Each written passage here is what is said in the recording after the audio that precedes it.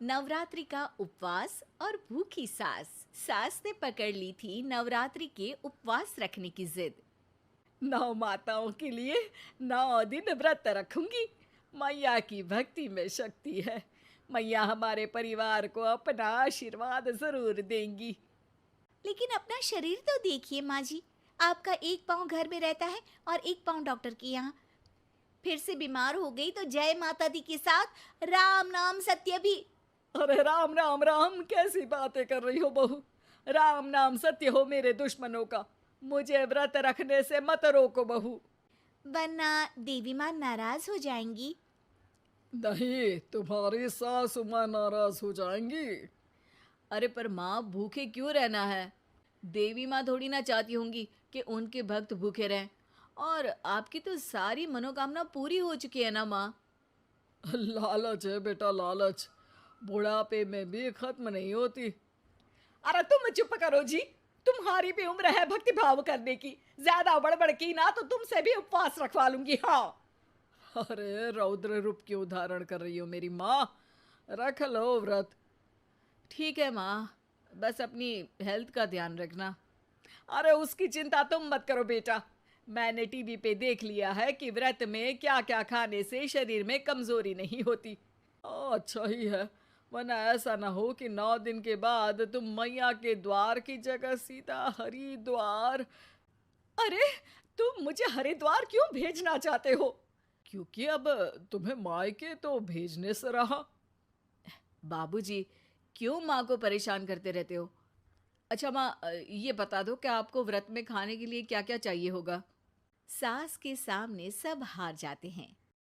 माँ के कहे सामान को बेटा लेकर आता है। नवरात्रि का पहला दिन है। नाश्ता कर लो, स्वस्थ रहो, मस्त रहो। मेरा व्रत से ध्यान भंग मत करो। अच्छा ठीक है ठीक है। भूख लगेगी तो मेरी तरफ मत देखना। आई बड़ी। तुम कोई खाना हो जो तुमको देखूंगी। आए बड़े। माँ जी, ये लीजिए आपका फरियाली मिक्सचर। इससे व्रत नहीं टूटेगा। अरे इतना सा? दिन भर भूखी रहने वाली हूँ, थोड़ा तो और ला दे। पर ये सब तो सपोर्ट के लिए होता है ना माँ जी, पेट भर के थोड़ी ना खाना होता है। करवा चौथ का व्रत नहीं रख रही हूँ जो कुछ ना खाऊं पीऊं। हाँ यार, ये तो मैंने सोचा ही नहीं। तुम इतने सारे व्रत रखती हो तो मेरे लिए करवा चौथ का व्रत क्यों नहीं रखती? अरे जुबान पे तुम्हारा नाम न रखूं, व्रत क्या खाक रखूंगी तुम्हारे लिए। माँ के कहने पर बहू और भी फरियाली ले आती है, जिसे खाकर माँ डकार मारती है। इतनी जोर से डकारोगी तो दुर्गा मैया भी डर जाएंगी। तुमने तो उनके शेर से भी तेज आवाज निकाल दी। अरे शेर के जैसा पंजाबी मारती हूं मैं, देखना चाहोगे? तुम्हें पता है ना, व्रत रखते समय हिंसा वाली बातों से, विचारों से और बुरी चीजों से दूर रहना चाहिए। सही कहा। बुरी चीजों से दूर रहना चाहिए। इसीलिए तो तुमसे दूर जा रही हूँ, दूसरे कमरे में। सास ने कई सारी ऐसी चीजें खाई जिनसे व्रत ना टूटे। बहू, सब्र का फल मीठा होता है। इसका मतलब ये थोड़ी है कि तू मुझे शाम तक फल नहीं खाने देगी। माँ जी, 1 घंटे पहले ही तो आपने इतना सारा। अरे एक खाता ही बना ले, उसमें लिखा करे कि मैंने कितना खाया, कितना पानी पिया। अरे नहीं नहीं माँ जी, मैं अभी फल लेकर आती हूँ। जोर से बोलो। नहीं माँ जी, मैं फल लेकर आती हूँ। अरे ये नहीं, जोर से बोलो, जय माता दी। सासू माँ एक साथ बहुत सारे फल खा लेती है। माँ जी, इतनी जोर से मैं डर गई। अरे भक्ति की शक्ति की पुकार है। पुकार नहीं, डकार है। हाँ हाँ ठीक है ठीक है। चिप्स और लेकर आना जरा, उससे भी व्रत नहीं टूटता। माँ जी, आज ही सब खत्म हो जाएगा, नाश्ते का ही टाइम है। अरे ठीक है ना बेटा, मैं अब कुछ खाऊंगी ही नहीं, तुझे इतनी तकलीफ है तो। नहीं नहीं माँ जी, मेरा मतलब था कि उपवास में सिर्फ इतना खाना चाहिए जितना शरीर के लिए सही रहे। स्वाद के लिए खाने से तो अच्छा है कि उपवास ही मत रखो। माता जी की कृपा तो वैसे भी बनी ही रहती है। अरे वाह बहू वाह! एक ढोलक और हारमोनियम भी लेकर आना और प्रवचन करने लग जा। श्री श्री 108 बहु ईश्वरी माता। माँ जी, मैं आपके लिए चिप्स लेकर आती हूँ। बहू की सही सलाह को भी सास नजरअंदाज कर देती है। थोड़ी देर में बहू सास को चिप्स लाकर दे देती है। आलू की चिप्स, आहा मजा आ गया। आलू किसी भी सब्जी में चला जाता है।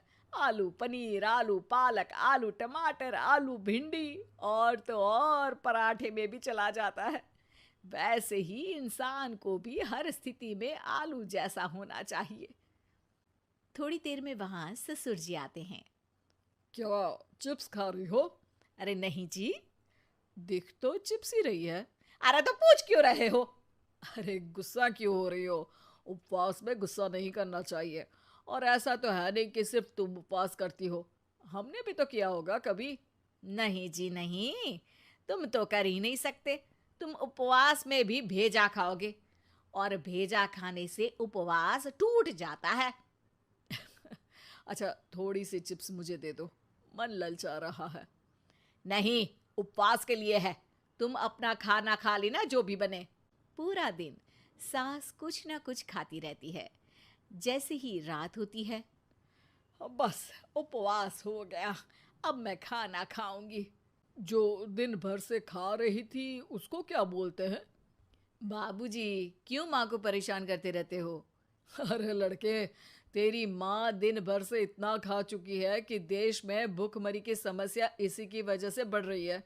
और खाने की दिक्कत नहीं है, कितना भी खाए लेकिन सेहत इधर उधर होती रहती है।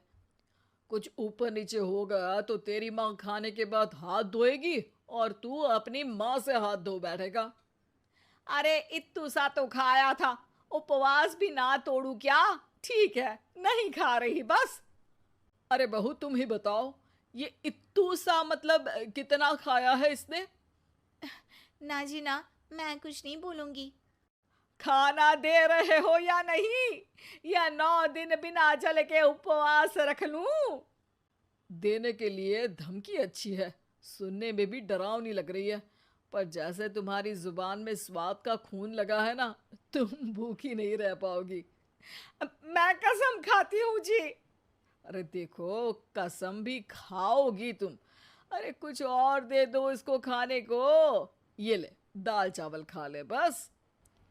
डॉक्टर भी कहते थे कि माँ को आए दिन पेट से जुड़ी समस्या रहती है। बस इसी के लिए घर वाले पहले उन्हें उपवास नहीं करने दे रहे थे, लेकिन जब उपवास करने दिया तो माँ ने इतना फरियाली खाया कि घर वालों की चिंता बढ़ा दी।